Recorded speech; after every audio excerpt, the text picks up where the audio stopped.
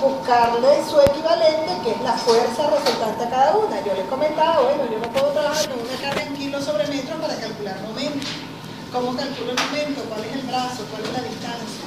Entonces tenemos que buscar la fuerza resultante de las cargas distribuidas. Por eso decía, la fuerza resultante de una carga distribuida es el equivalente en cuanto a acción que ella ejerce sobre cada elemento estructural a lo que es la carga distribuida como tal. Continuando entonces con este tema de las equivalencias y entendiendo cuando hablamos de sistemas equivalentes que cambiamos lo que tenemos por algo que es equivalente a lo que se nos presenta, tenemos que seguir hablando entonces de este punto diciendo sistemas equivalentes. ¿De qué vamos a hablar ahorita? Resulta que nosotros tenemos un sistema, por ejemplo, como ese planteado allí en el ejercicio que está en el pizarrón, donde vemos que actúa una cantidad de fuerzas puntuales, cierta cantidad de cargas distribuidas.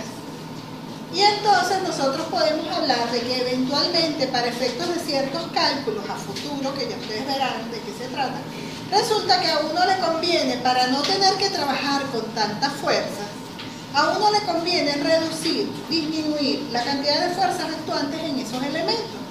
Entonces, cuando hablamos de estos sistemas equivalentes ahorita, vamos a hablar de que yo puedo reducir ese sistema donde tengo X cantidad de fuerzas puntuales, donde tengo X cantidad de cargas distribuidas actuantes, a un sistema en el cual solamente voy a tener una fuerza puntual actuante y un momento. ¿Okay? Y es lo que llamamos la reducción a una fuerza única equivalente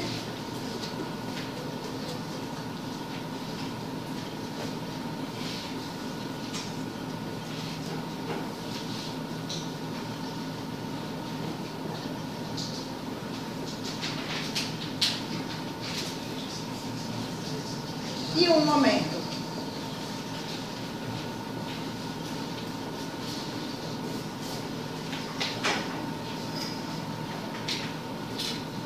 Es decir, me vengo para acá, es decir, tenemos la misma estructurita que se nos presenta acá, donde no va a estar actuando todo este poco de fuerzas que allí se presentan, toda esta cantidad de cargas distribuidas, los momentos de paro libre actuantes en el sistema, no. Tenemos la misma estructurita sometida solo a la acción de una única carga puntual, olvidándonos de todas las cargas distribuidas y todo lo demás, una única carga puntual y un momento equivalente. ¿Okay?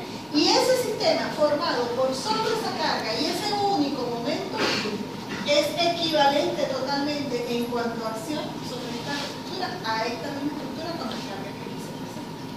¿Okay?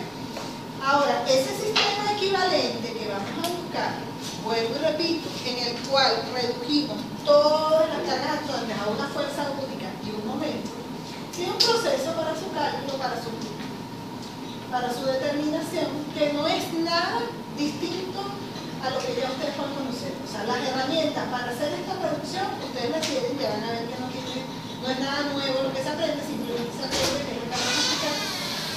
Y por ende, no es un cálculo complicado ni mucho menos. Lo que sí tienen que estar pendientes, fíjense, por ejemplo, muchos ya han copiado este problemita, el mismo lo vamos a hacer después de hablar de esto. Pregunta 2. Determinar el sistema equivalente de fuerza única y momento, que es lo que estoy hablando, respecto en el punto C. ¿Qué es lo que ocurre? Nosotros calculamos los sistemas equivalentes respecto de determinados puntos. ¿Por qué? Porque recordamos que el momento producido por todas las fuerzas depende del punto respecto al cual se calcula. Entonces nosotros, cuando buscamos un sistema equivalente, se hace respecto de un punto cualquiera de la estructura. ¿Ok? Eso por allí. Entonces tengamos claro que vamos a aprender cómo se determina ese sistema en el cual vamos a tener nuestra estructura solamente sometida a la acción de una fuerza puntual en un momento, ¿ok? Siendo este sistema que determinamos equivalente a este, donde está todo esto. Pero además hay otra reducción adicional que se puede hacer. Una vez que uno determina un sistema equivalente con esa única fuerza en ese momento, reduce mucho lo mismo, podemos hacerle una reducción adicional. Y esa reducción adicional que aprendemos a hacer es una en la cual nos va a quedar la misma estructura sometida solo a la acción de la fuerza. no va a haber momento. Solamente la misma estructura sometida a la acción de una fuerza y esa estructura sometida solo a la acción de esa fuerza es equivalente a esta, donde tenemos todo esto actual. ¿Okay? Entonces esa es la segunda reducción que llamamos reducción adicional a una fuerza única equivalente.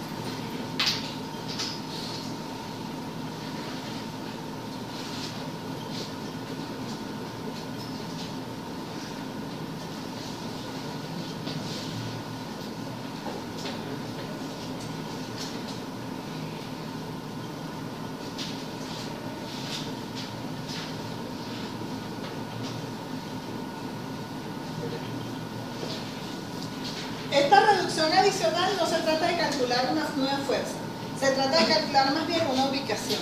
Pero eso se los explico más bien cuando aprendamos cómo hacer la primera, cuando aprendamos cómo se maneja esto, para hablar con más claridad sobre la segunda y que puedan comprenderlo más fácil. ¿Okay? Entonces, ¿cómo se hace esta primera reducción? Donde simplificamos el sistema y convertimos nuestra estructura a una sola estructura, a una estructura que estará solamente cargada con una fuerza puntual y un momento. O sea, la primera reducción.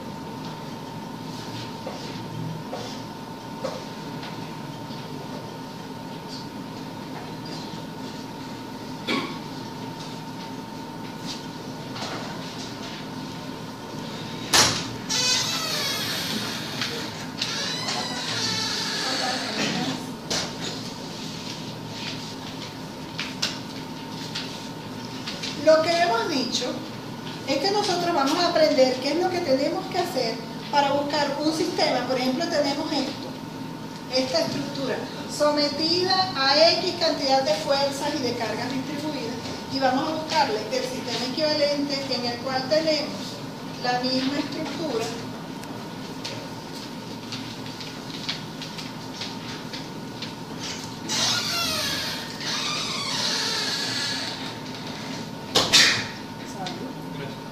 la cual estará simplemente sometida a la acción de una fuerza resultante única y un momento. Y ambos sistemas serán equivalentes. ¿Okay? ¿Cómo se hace eso? Muy sencillo. Pasos que se siguen. No tiene nada del otro mundo.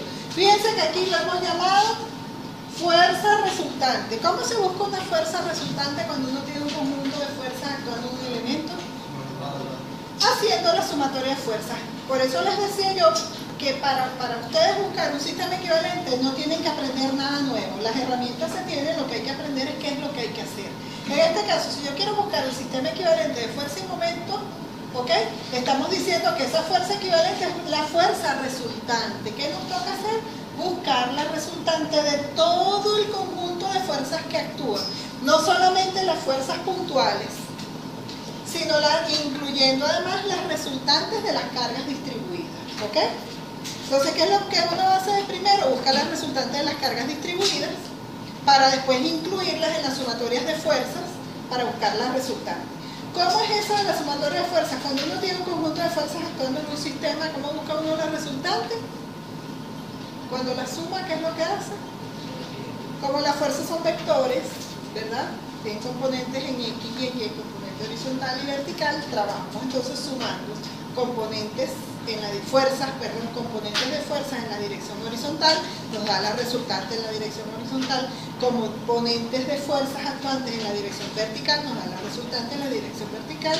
Por Pitágoras se obtiene entonces el valor neto de la fuerza resultante única del sistema.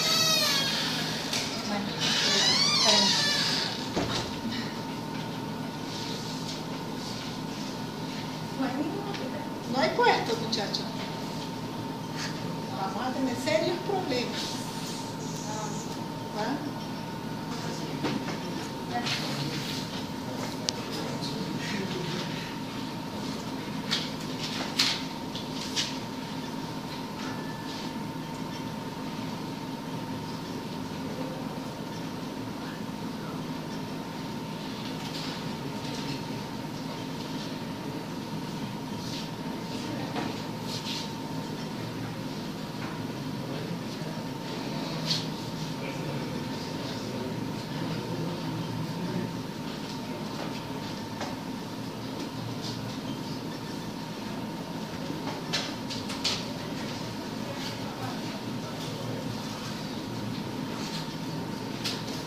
Determinamos, ya les dije, buscamos los resultantes de las cargas distribuidas actuantes.